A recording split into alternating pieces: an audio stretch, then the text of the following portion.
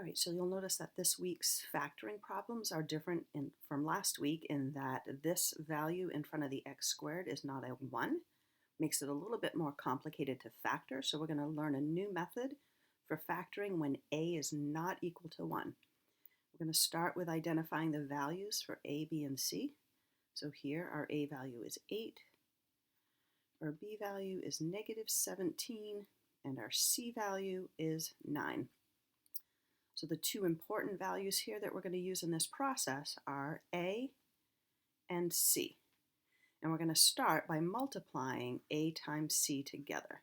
So here I'm going to be multiplying 8 times 9, and I'm going to get 72. And now I want to find all of the numbers that will multiply to 72. So I'm going to do that off to the side here and make a little table. I could have 1 times 72. Let's see, 2 times 36, 3, that's going to be 24, 4 and 18, 5 does not work, 6 is going to be 12, and 7 does not work, 8 does not work. Oh, I take that back, 8 times 9. Okay, 8 times 9. So now I have all of my factor pairs written out here in this table. I'm going to look for the pair that I can use to rewrite this b value.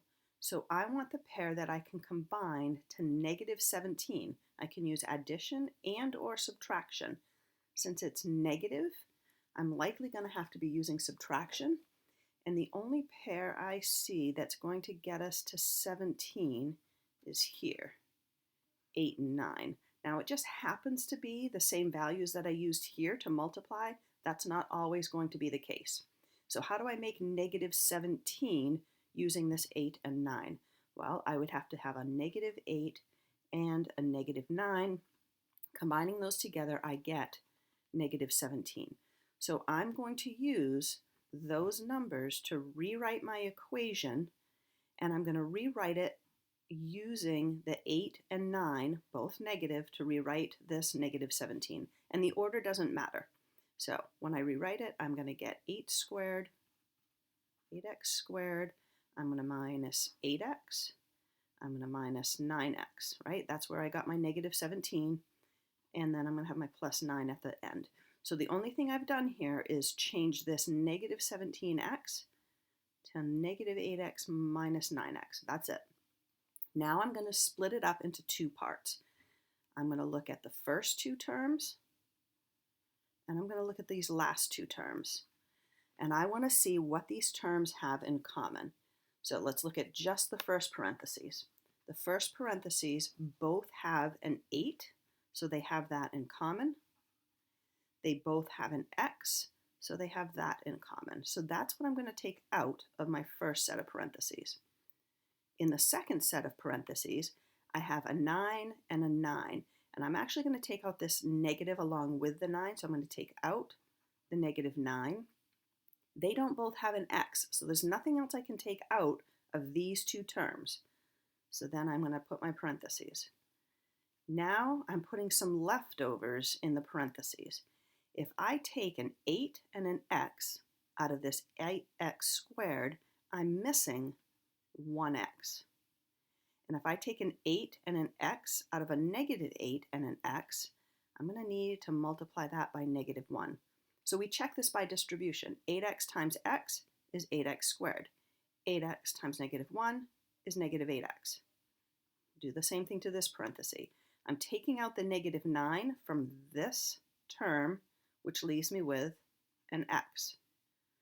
And you can think about this as division if you want. What's +9 divided by -9?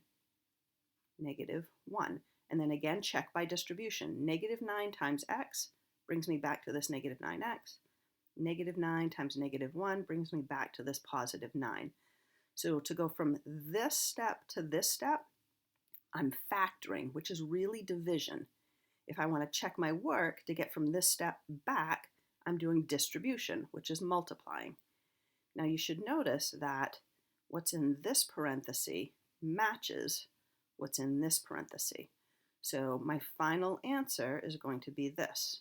I'm going to pull out the two things that are in front of the parentheses, the two things that I factored out.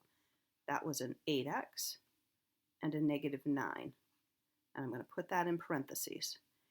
These two parentheses are the same. So now this term and this term have an x minus 1 in common. So I'm going to write what they have in common. They have an x minus 1 in common.